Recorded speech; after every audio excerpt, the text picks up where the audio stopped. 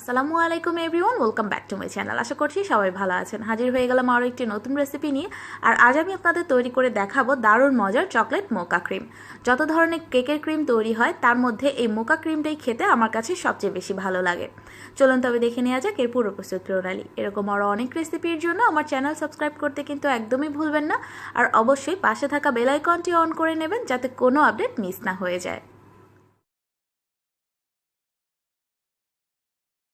এই মোকা ক্রিমটার জন্য প্রথমে আমি একটা চকলেটের মিশ্রণ তৈরি করে নেব। এর জন্য একটা বাটি নিয়ে তাতে 3 টেবিল চামচ পরিমাণ ফুটন্ত গরম লিকুইড হুইপ ক্রিম নিয়ে নিয়েছি। আর ক্রিমটা অবশ্যই ফুটন্ত গরম হতে হবে, আর অবশ্যই ক্রিমই ব্যবহার করতে হবে, লিকুইড দুধ দিয়ে কিন্তু হবে না। এবার এই ফুটন্ত গরম ক্রিমের মধ্যে আমি নিয়ে নিচ্ছি 50 গ্রাম বা আধা কাপের মতো ডার্ক চকলেট। চেষ্টা করবেন ডার্ক চকলেটটাই ব্যবহার করতে, আর একান্তই যদি আপনাদের কাছে ডার্ক চকলেট না থাকে সেক্ষেত্রে মিল্ক চকলেটটাও ব্যবহার করতে পারবেন। এবার এই গরম ক্রিমের সাথে চকলেটটাকে আমি খুব ভালোভাবে মিক্স করে নিচ্ছি। বেশ কিছুক্ষণ মিশিয়ে নেওয়ার পর যখন চকলেটটা পুরোপুরি মেল্ট হয়ে যাবে সে পর্যায়ের মধ্যে আমি দিয়ে দিচ্ছি 2 চা চামচ পরিমাণ ইনস্ট্যান্ট কফি। এবার কফিটাকেও খুব ভালোভাবে এর সাথে মিশিয়ে নিচ্ছি। কফিটা ভালোভাবে মিশিয়ে নেওয়া হয়ে গেলে এবার এই মিশ্রণটাকে নর্মাল ফ্রিজে রেখে দেবো আমি 2 ঘন্টার জন্য। ফিরে আসছি 2 ঘন্টা পর। প্রায় 2 ঘন্টা পর একটা বলে আমি নিয়ে নিচ্ছি মেজারমেন্ট কাপের 1 কাপ অথবা 250 ml পরিমাণ ঠান্ডা লিকুইড হুইপ ক্রিম। ক্রিমটাকে অবশ্যই প্রায় 48 ঘন্টার মতো নর্মাল ফ্রিজে রেখে খুব ভালোভাবে ঠান্ডা করে নিতে হবে।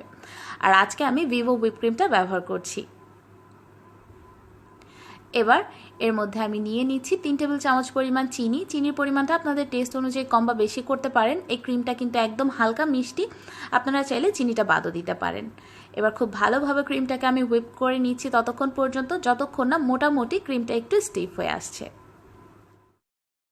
প্রায় 2 থেকে 3 মিনিটের মতো অনবরত বিট করে নেওয়ার পর যে পর্যায়ে দেখবেন ক্রিমটা মোটামুটি এরকম স্টিফ হয়ে এসছে সে পর্যায়ে আমি বিট করা বন্ধ করে দিচ্ছি। এবার এর মধ্যে দিয়ে দিচ্ছি আগে থেকেই যে ক্রিম চকলেট আর কফির মিশ্রণটা তৈরি করে রেখেছিলাম সেটা। আর মিশ্রণটা ক্রিমে দেওয়ার আগে অবশ্যই কিন্তু চামচ দিয়ে খুব ভালোভাবে নেড়েচেড়ে মিশিয়ে নিতে হবে। সম্পূর্ণ চকলেটের মিশ্রণটা নিয়ে নেওয়ার পর এবার ক্রিমটাকে আমি আবারও বিট করে নিচ্ছি 1 থেকে 1.5 মিনিটের মতো। অনেক সময় দেখা যায় রুমের টেম্পারেচার বেশি থাকার কারণে আপনাদের ক্রিমটা স্টিকি হতে চায় না। সেক্ষেত্রে অবশ্যই কিন্তু একটা বড় পাত্রে বরফ ঠান্ডা পানি নিয়ে তার উপরে ক্রিমের বোলটা রেখে বিট করবেন, তাহলে দেখবেন খুব সহজেই ক্রিমটা স্টিকি ফর্মে চলে আসবে।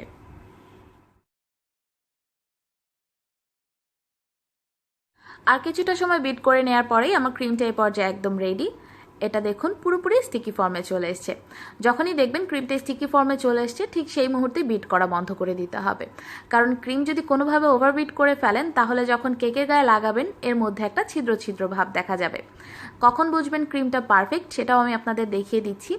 এভাবে স্প্যাচুলাতে কিছুটা ক্রিম নেওয়ার পর যখন দেখবেন হালকা হাতে ঝাড়লে ক্রিমটা পড়ছে না কিন্তু একটু জোরে দিলে আবার ক্রিমটা পড়ে যাচ্ছে, তখনই বুঝবেন ক্রিমটা একদম পারফেক্ট।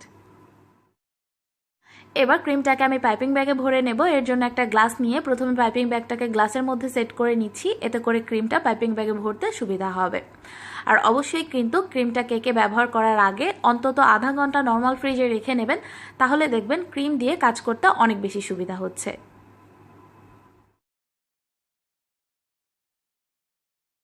আশা করছি আজকের এই সহজ আর মজাদার মোকা ক্রিমের রেসিপিটি আপনাদের ভালো লেগেছে। এই রেসিপিটি ভালো লাগলে অবশ্যই কিন্তু একবার ট্রাই করে দেখবেন।